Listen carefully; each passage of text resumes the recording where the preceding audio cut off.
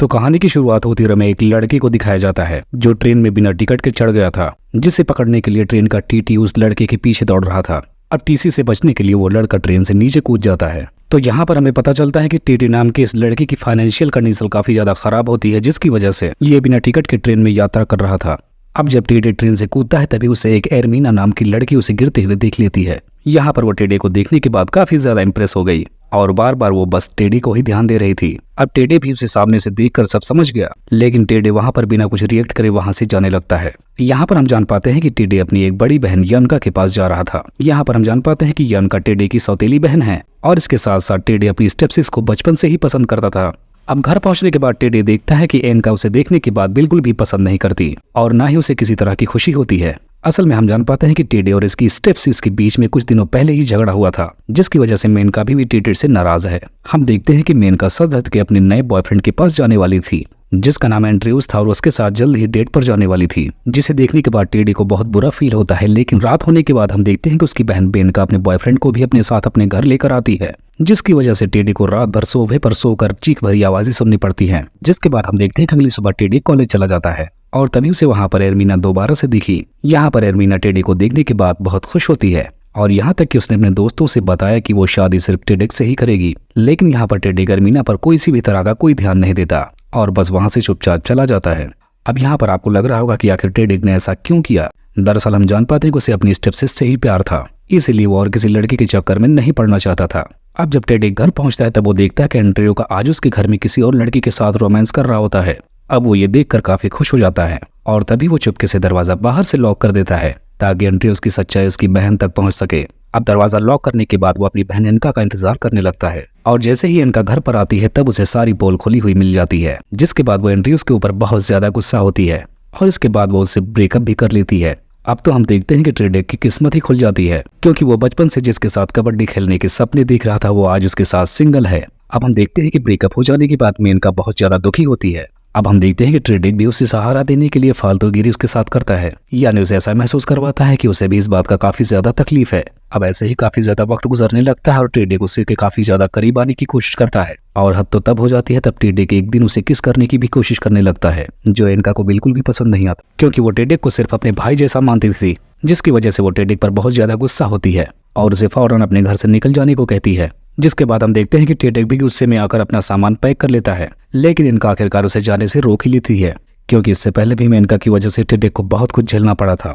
अब रात होने के बाद मेनका जब टेडे सो जाता है तो उसे समझाने के लिए भी जाती है, लेकिन टेडे उसे बताता है कि हम दोनों सगे भाई बहन नहीं हैं और इसके अलावा मैं तुम्हें बचपन से पसंद करता हूँ। अब ये सुनने के बाद इनका भी मान जाती है और इस तरीके से यहाँ पर ये दोनों आज रात भर कबड्डी खेलने वाले थे।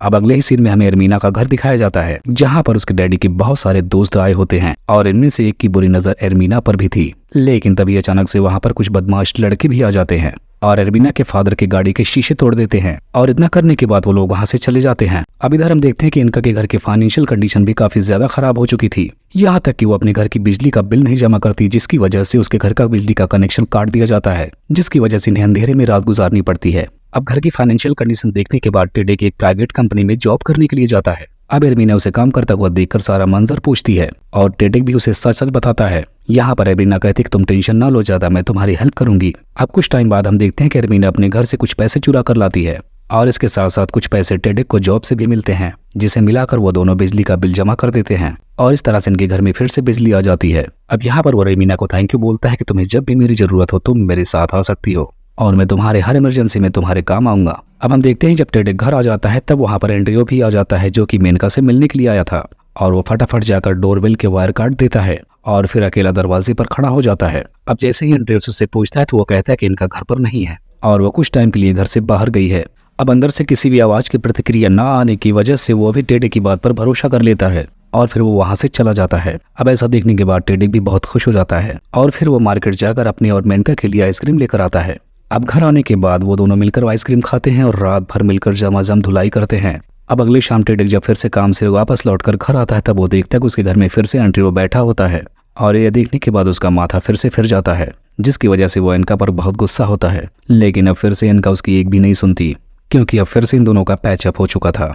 अब उसी रात हम देखते हैं कि वहां पर एरमीना भी आती है, जो बहुत परेशान सी लग रही थी और इसके अलावा उसकी आंखों में आंसू भी होते हैं। यहाँ पर वो टेडेक से कहती है कि मुझे तुम्हारी जरूरत है और इस बारे में मुझे तुमसे कुछ बात करनी है। लेकिन यहाँ पर टेडेक काफी अपसेट था, जिसकी वजह से वो उसी टाइम बात करने के लिए मना कर देता है, जिसकी वजह से दुखी होकर एरमिना वहां से चली जाती है। अब अगली सीन में हमें दिखाया जाता है कि मेनका और एंड्रियोस एक पार्टी में होते हैं, जहां पर इनका अपने बॉस के साथ डांस करती है, लेकिन उस दौरान उसका बॉस उसे छेड़ रहा होता है। अब ये सब बातें उसे बहुत अजीब लगती है, जिसके बाद वो सारी बातें जाकर एंड्रियोस को बताती हैं, लेकिन एंड्रियोस इसकी बात पर ज्यादा गौर नहीं करता। यहाँ तक कि वो आकर इनका को कहता है कि तुम मेरे बॉस के साथ आकर एक रात गुजार लो, जिसकी वजह से तुम्हारा प्रमोशन भी हो जाएगा और इसके अलावा तुम्हारी सारी फाइनेंशियल दिक्कतें भी खत्म हो जाएंगी। अब ऐसी बात सुन के इनका को बहुत ज्यादा गुस्सा आता है, जिसकी वजह से वो एंड्रियो को वहीं छोड़कर वापस घर भाग आती है।